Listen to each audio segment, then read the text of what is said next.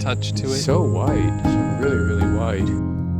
So Marco, this was a private place until 1960. How did it, coming from a private place, help you make a new garden?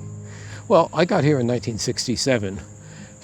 I can't believe it's that long ago. This garden, for instance, was a rose garden, a very bedraggled rose garden. The only beautiful Norway maple I've ever seen in my life that was out in that lawn that created some shade, and there was an elm here that shaded the garden. The roses, of course, that don't do very well in summers here anyway, were in terrible shape. The question was what we were going to do with it.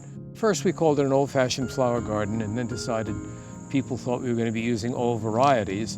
And we didn't want to do that. We wanted to use perhaps newer hybrids, of which you've continued to do over the years. We were trying to keep the feeling of domesticity and that kind of scale. And in other parts of the garden too, right? Like the wild garden and the aquatic garden? I think the entire place, that's how we really approached it. And you, again, have continued to do that. We have. We try always to keep away from anything that makes it seem institutional or public. And a couple of the newer parts of the garden, like the shade border and the elliptical garden, are kind of repurposed spots. The elliptical garden, that was a swimming pool. Right. I mean, it was a hole in the ground. We decided to redo it that way and make a formal garden with native plants. You had been here for a number of years. You worked how many years? 9. 9 years. Then you went away to Greenwood and away for 6 years or so? 10. 10.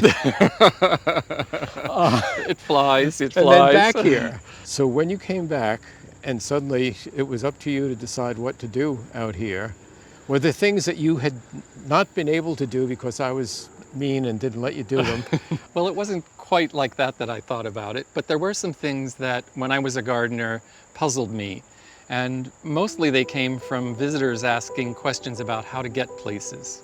So I kind of knew that one of the puzzles I wanted to solve was how to get people connected to the gardens in a way that didn't make them stop and ask questions. I know that it's nice to have some mystery or secret places, but it seemed like some of the paths that had been disrupted or changed were leaving people a little bit lost. My history in design and architecture taught me how to ask the right questions to work with people. But no, I wasn't thinking that this gladiola shouldn't be here anymore or that something you planted was all wrong, just making small improvements. So, and I've had a chance to do that with encouragement from our executive director and Friends of Horticulture and others. Gardening, really good gardening, is about making pictures.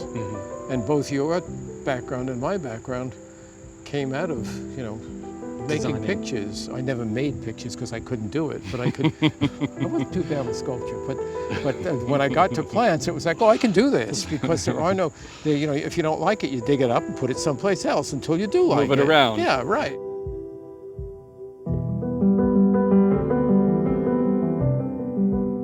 Marco, this was a set of derelict greenhouses when you started, right? And it's hard to imagine. I don't think most people would realize that, seeing all of this growing here. Well, there were 3 greenhouses stepped up, and they were falling apart, broken glass, and looked at them and decided we could do the herb garden in the first place because people can really touch the plants and smell the leaves.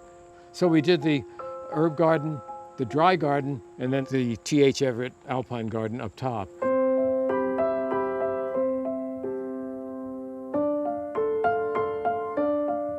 So Louis, we've talked a lot about the past here, and I know that there's a great future ahead for Wave Hill. What do you see happening in the future? We did a little exercise in looking at the gardens and strategizing what might change in the future. One of them was continuing to improve pathways. The wild garden is still a hard spot to reach, and we thought that there might be a way to go around the east side of the flower garden and create an elevated walkway that avoided all the steps required to get up to the wild garden. And it would allow visitors to see not just the wild garden, but the aquatic garden too, which, as you know, rests on the highest point of the property. But there are some easier projects than that one, even though that got a lot of people excited. Things like improving the pathway through the woodland. Visitors have always enjoyed hiking through it, but it has deteriorated some over the years. Still today, there's a lack of really, really good gardeners. At the beginning, We were very tough on the interns. You may have spent the month of August or July weeding, but that's what gardening is about, and don't want to hear any complaints. So that's what we really wanted to do, is to try to encourage gardening, serious horticulture, plantsmanship, and hands-on gardening. The paths, as you see them today, are as they were. We did not change the configuration of the paths except one small path on the other side of the garden. But the garden was pretty much there was no garden up here. What you're seeing today is inspired by the heather garden down at Fort Tryon Park, which overlooks the Hudson and has a similar topography. And we began planting it, and people misunderstood. They thought that we were doing a native plant garden, which we weren't. We were doing an English wild garden, a la William Robinson, using plants from all over the world with a view of how they fit together color-wise and shape-wise. Wow, the thuya here has really done what we intended it to do, and that was to cover up the telephone pole. It's a great high wall. And I never thought it was going to get there, but it's almost there, another year or two. And You just have to wait a few years. Things, yeah, they get there. You have to wait a few years, exactly. In a few years, hopefully quite a few years, neither of us will be here.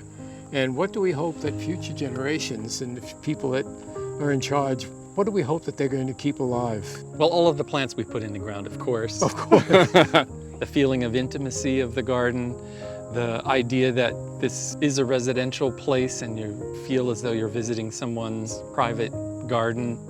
Wave Hill should always cultivate a group of gardeners who are interested in the plants first. Absolutely. And not some latest design fad or fashion.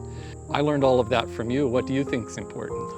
Pretty much the same thing. I think that it's so important that people come and see the glory of nature, the beauty of things, the importance of plants into our lives, in our lives, and the wonder of the fact that they grow. As we stand here, I'm looking over here at this holly.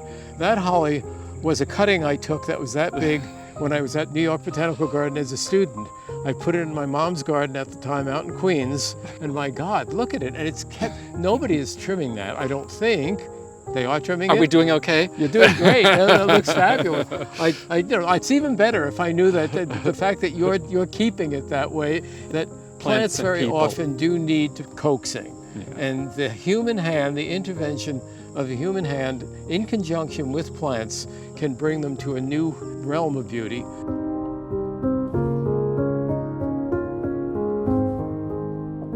So Marco, after all these years, do you still have an idea what you'd like people to leave with when they come here for a visit? I think it's probably a similar idea, or the same what I came with. And that is, life can be beautiful, that the world can be beautiful, and Wave Hill is unique. It really is. It's the people's garden.